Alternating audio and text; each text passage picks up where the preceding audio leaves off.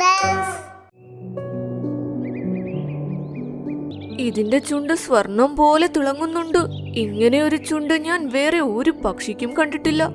Pink forest എന്ന കാട്ടിൽ തണുപ്പ് കാലം തുടങ്ങിയിരുന്നു. നല്ല കാലാവസ്ഥയോടൊപ്പം എല്ലായിടത്തും മഞ്ഞു പൊഴിയാനും തുടങ്ങിയിരുന്നു. വൈകുന്നേരം എല്ലാവരും ഈ മഞ്ഞിൽ കളിക്കുമായിരുന്നു. പിന്നെ അവരവരുടെ വീട്ടിൽ പോയി ഉറങ്ങുകയും ചെയ്യും. എന്നാൽ അടുത്ത ദിവസം രാവിലെ ടീനു പക്ഷി ഉറക്കമെഴുന്നേറ്റു. അപ്പോൾ അത് ഒരു അത്ഭുതം കണ്ടു. അയ്യോ, എന്റെ മരം ഒരു രാത്രി കൊണ്ട് ഇത്രയും എങ്ങനെയാ പൊഴിയുന്നത്? ഈ ഇലകൾ തന്നെ ഇങ്ങനെ പൊഴിയാൻ തുടങ്ങിയാൽ ഈ മരവും ഇങ്ങനെ വീഴുമല്ലോ. അപ്പോൾ അടുത്ത മരത്തിലിരുന്ന സോനു പ്രാവ് പറഞ്ഞു, എന്റെ ദൈവമേ, എന്റെ മരം മുഴുവനും കാലിയായല്ലോ. എന്റെ കൂട്ടിലും മഞ്ഞ് വീട് തുടങ്ങി. അപ്പോൾ രണ്ടുപേരും അടുത്തായി ചുറ്റിക്കറങ്ങാൻ പോയി. മുഴുവൻ കാട്ടിലും ഇതുതന്നെയായിരുന്നു അവസ്ഥ. മരത്തിലെ ഇലകളെല്ലാം പൊഴിയുന്നു. പക്ഷികൾക്കെല്ലാം പ്രശ്നം വന്നിരിക്കുന്നു. ഇതിന്റെയൊപ്പം തറയിൽ ഇലകൾ പൊഴിയുന്നത് കണ്ട് ബാക്കി മൃഗങ്ങളും ആശങ്കപ്പെട്ടു. എല്ലാവരും ഒരിടത്ത് ഒത്തുകൂടി ചർച്ച ചെയ്യാൻ തുടങ്ങി. മരത്തിലെ ഇലകൾ പൊഴിഞ്ഞതിന് ശേഷം മഞ്ഞ് നേരെ കൂടുകളിലേക്കാണ് വീഴുന്നത്. ഇങ്ങനെ പോയി കഴിഞ്ഞാൽ നമ്മൾ എങ്ങനെ ജീവിക്കും? പറഞ്ഞത് ശരിയാ. തണുപ്പുകാലത്ത് ഈ ഇലകൾ കൂടി കൊഴിഞ്ഞാൽ അത് വലിയൊരു പ്രശ്നമാണ്.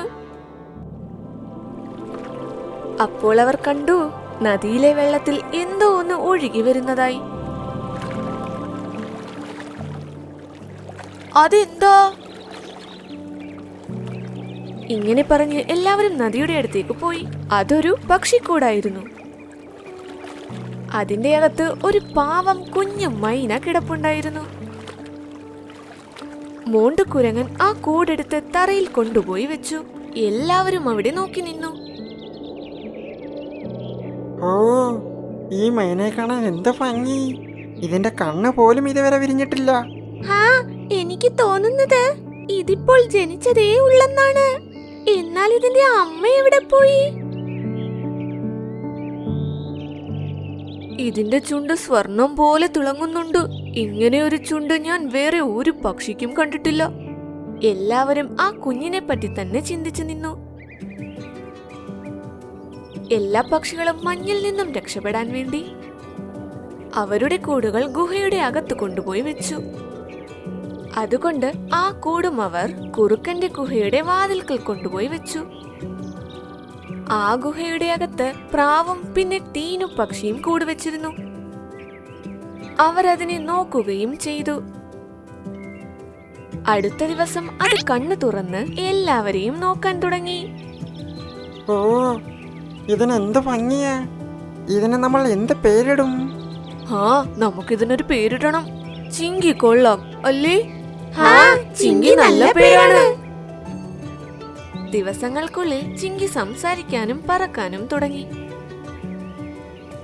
ചിങ്കി, നമ്മുടെ കാട്ടിലുള്ള മരമൊക്കെ ശരിയായാൽ നിനക്ക് ഞങ്ങൾ പുതിയൊരു കൂടുണ്ടാക്കി തരും. വേണ്ട കുറുക്കൻ മാമി, നിങ്ങൾ എന്നെ എത്ര ഭദ്രമായിട്ടാണ് നോക്കുന്നത്. അത് തന്നെ വലിയ കാര്യം. എനിക്ക് അമ്മയില്ല എന്നുള്ള സങ്കടം പോലും ഇതുവരെ വന്നിട്ടില്ല. അപ്പോൾ ചിങ്കി കണ്ടു, ഒരു മരം കൊത്തി മരത്തിലിരുന്ന് തുളയിടുന്നു. അയ്യോ, നിങ്ങളിത് എന്താ ചെയ്യുന്നത്? ഇങ്ങനെ ചെയ്യാൻ നല്ല രസമാണ് ചിങ്കി. നീയും വേണമെങ്കിലൊന്ന് ചെയ്തു നോക്ക്. ഇത് കേട്ട് ചിങ്കിയും ആ മരത്തിൽ കയറി മരത്തിൽ കൊത്താനും തുടങ്ങി. അത് കൊത്തിയപ്പോൾ മരം തളിരിടാൻ തുടങ്ങി. മരം പച്ചപ്പ് കൊണ്ടു നിറഞ്ഞു. അയ്യോ, ഇതെന്ത് അത്ഭുതമാണ്! ഇത് കണ്ട് എല്ലാവരും അത്ഭുതപ്പെട്ടു. അപ്പോൾ കുറുക്കൻ പറഞ്ഞു, എനിക്ക് തോന്നുന്നു ചിങ്കിയുടെ ചുണ്ടിൽ മാജിക് ഉണ്ടെന്നാ. നിങ്ങൾ എന്താ ഈ പറയുന്നത്? എനിക്ക് ഒന്നും മനസ്സിലാകുന്നില്ലല്ലോ. ചിങ്കി, നിന്റെ ചുണ്ടിൽ മാജിക് ഉണ്ട്. കണ്ടില്ലേ, ഒന്ന് തൊട്ടപ്പോൾ തന്നെ എല്ലാ മരങ്ങളും പച്ചപ്പായി മാറി. എനിക്ക് സന്തോഷമായി. നിങ്ങൾക്ക് വേണ്ടി എനിക്ക് എന്തെങ്കിലും ചെയ്യാൻ പറ്റുന്നുണ്ടല്ലോ. നിങ്ങൾ കണ്ടോളൂ, കുറച്ച് ദിവസത്തിനുള്ളിൽ ഈ കാട് മുഴുവനും ഞാൻ പച്ചപ്പാക്കി മാറ്റും. ചിങ്കി മുഴുവനായി അധ്വാനിച്ച് തന്റെ ജോലി ചെയ്യാൻ തുടങ്ങി. എന്നാൽ അതൊരു വലിയ കാടായിരുന്നു. അവൻ പതുക്കെ പതുക്കെ ഓരോ മരത്തിന്റെ അടുത്തും പോയി അത് പച്ചപ്പാക്കി മാറ്റാൻ തുടങ്ങി. ഏകദേശം 14 ദിവസങ്ങൾക്കുള്ളിൽ മുഴുവൻ കാടും പണ്ടത്തേതുപോലെ പച്ചപ്പായി മാറി. പക്ഷികളും അവരുടെ കൂടുകൾ മരത്തിൽ കൊണ്ടുപോയി വെച്ച് സുഖമായി ജീവിക്കാൻ തുടങ്ങി. ദിവസങ്ങൾ കഴിഞ്ഞ് ഒരു മൈന കാട്ടിൽ വന്നു. നീ ഇവിടെയുണ്ടോ? ഞാൻ നിന്നെ എവിടെയൊക്കെ അന്വേഷിച്ചു. അല്ല, ആരാ നിങ്ങൾ? ഞാൻ ചിങ്കിയുടെ അമ്മയാ. ഗ്രീൻലാൻഡ് ആണ് കാട്. ഇവനെ പ്രസവിച്ചതിന് ശേഷം ഞാൻ നദിയിൽ വെള്ളം കുടിക്കുകയായിരുന്നു. അതിനിടയ്ക്ക് ആര് കൊണ്ടുപോയെന്നേ അറിയില്ല. ഞാൻ തിരിച്ചു വന്ന് നോക്കിയപ്പോൾ എന്റെ കൂട് കാലിയായിരുന്നു. അമ്മ മൈന കരയുന്നത് കണ്ട് എല്ലാവർക്കും സങ്കടമായി. എനിക്കെന്റെ കുട്ടിയെ കൊണ്ടുപോകാമോ?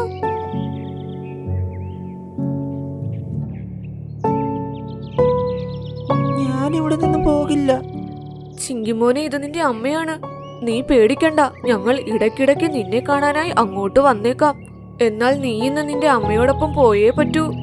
ഇത് കേട്ട് ചിങ്കി മിണ്ടാതെ നിന്നു. പിന്നെ എല്ലാവരോടും യാത്ര പറഞ്ഞ് തന്റെ അമ്മയോടൊപ്പം പറന്നു. എല്ലാ മൃഗങ്ങളും ചിങ്കിയെ കുറിച്ച് തന്നെ പറഞ്ഞുകൊണ്ടിരുന്നു. അപ്പോൾ കുറുക്കൻ പരിഭ്രമത്തോടെ പറഞ്ഞു, നമ്മളെല്ലാവരും വലിയൊരു തെറ്റ് ചെയ്തു. എന്തു പറ്റി?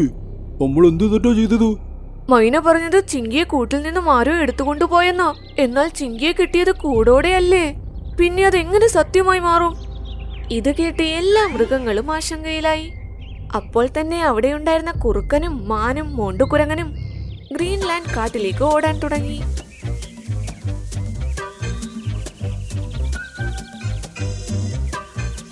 വഴിയിൽ വെച്ച് ചിങ്കിയെയും മൈനയെയും കണ്ടു. അവർ അവരെ തടഞ്ഞു. നിൽക്കൂ. അയ്യോ, നിങ്ങൾ ഞങ്ങളുടെ പുറകെ എന്തിനാണ് വരുന്നത്? ഞങ്ങൾക്ക് മനസ്സിലായി നീ ചിങ്കിയുടെ അമ്മയല്ലെന്ന്. ഇപ്പോൾ സത്യം പറ, നീ ആരാണ്? നീ ചിങ്കിയെ എങ്ങോട്ടാണ് കൊണ്ടുപോകുന്നത്? ഞങ്ങളുടെ ഗ്രീൻലാൻഡ് കാട്ടിൽ കുറെ വർഷമായി ഒരു പരുന്ത് താമസിക്കുന്നുണ്ട്. അവനാണ് ഞങ്ങളെ ഭരിക്കുന്നത്. ഞങ്ങൾക്ക് അവനെ അനുസരിച്ചേ പറ്റൂ. ഞങ്ങളുടെ കാട്ടിൽ വയസ്സായ ഒരു മൂങ്ങ മുത്തശ്ശനുമുണ്ട്. ഒരിക്കൽ അദ്ദേഹം ഞങ്ങളോടെല്ലാം പറഞ്ഞു, ഞങ്ങളുടെ കാട്ടിൽ കുറച്ചു ദിവസത്തിന് ശേഷം സ്വർണ്ണച്ചുണ്ടുള്ള മൈന ജനിക്കുമെന്ന്. അവൻ ആ പരുന്തിനെ കൊന്ന് ഞങ്ങളെ ഇതിൽ നിന്നുമെല്ലാം രക്ഷിക്കുമെന്ന്. എന്നാൽ ഇക്കാര്യങ്ങളൊക്കെ എങ്ങനെയോ പരുന്ത് അറിഞ്ഞു. അവൻ ജനിക്കുന്ന എല്ലാ കുഞ്ഞുങ്ങളുടെയും മേലെ കണ്ണുവെക്കാൻ തുടങ്ങി. അവൻ ചിന്തിച്ചിരുന്നു ജനിച്ച ഉടനെ അവരെ കൊല്ലണമെന്ന്. അതുകൊണ്ടാണ് ചിങ്കി ജനിച്ചപ്പോൾ അവന്റെ അമ്മ കൂടിനോടൊപ്പം അവനെ ഒഴുക്കി വിട്ടത്. അതിനുശേഷം ആ പരുന്ത് ചിങ്കിയുടെ അമ്മയെ കൂട്ടിലടച്ചു. അവൻ എന്റെ അമ്മയെയും തടവിലാക്കി. എനിക്ക് ചിങ്കിയെ കണ്ടുപിടിക്കുന്ന ജോലിയും തന്നു. ഞാൻ സാധുവാണ്. അതുകൊണ്ടാണ് ഞാൻ ചിങ്കിയുടെ അമ്മയായി വന്നത്. എനിക്കിവനെ കൊണ്ടുപോയേ പറ്റൂ. ഇത് കേട്ട് എല്ലാവരും ഞെട്ടിത്തെറിച്ചു നിന്നു. കുറുക്കനും എന്തോ ആലോചനയിൽ മുഴുകി. കുറച്ചു നേരത്തിന് ശേഷം മൈനയോടൊപ്പം പരുന്തിന്റെ അടുത്തേക്ക് വന്നു. പരുന്ത് രാജ, ഞാൻ ചിങ്കിയെ കൊണ്ടുവന്നു. ഓഹോ, അപ്പോൾ ഇതാണല്ലേ ആ സ്വർണ്ണ ചുണ്ടുള്ള മൈന? ഒരു കൂടിനകത്ത് ചുമപ്പും പിന്നെ പച്ച മൈനയും ഉണ്ടായിരുന്നു. അതിന്റെ അടുത്ത് വിറകും കത്തുന്നുണ്ടായിരുന്നു. ചിങ്കിമോനെ, നീ ഓടിക്കോ, അല്ലെങ്കിൽ നിന്നെ ഇവൻ കൊല്ലും.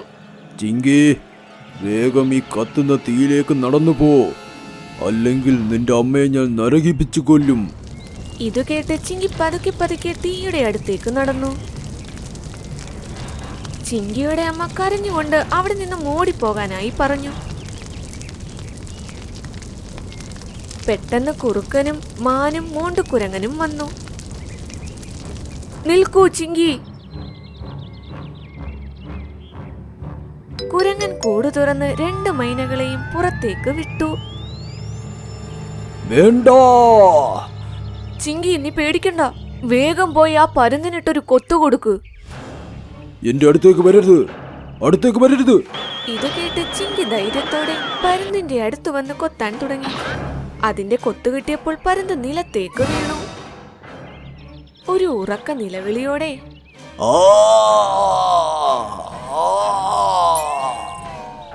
അതിന്റെ ശ്വാസവും നിലച്ചു. ചിങ്കിമോനെ! ചിങ്കിയുടെ അമ്മ അവനെ കെട്ടിപ്പിടിച്ച് കരയാനും തുടങ്ങി. അതിനുശേഷം ചിങ്കിയും ചിങ്കിയുടെ അമ്മയും എല്ലാവരുടെയും കൂടെ കാട്ടിലേക്ക് തിരിച്ചെത്തി. പിന്നെ സമാധാനത്തോടെ ജീവിച്ചു.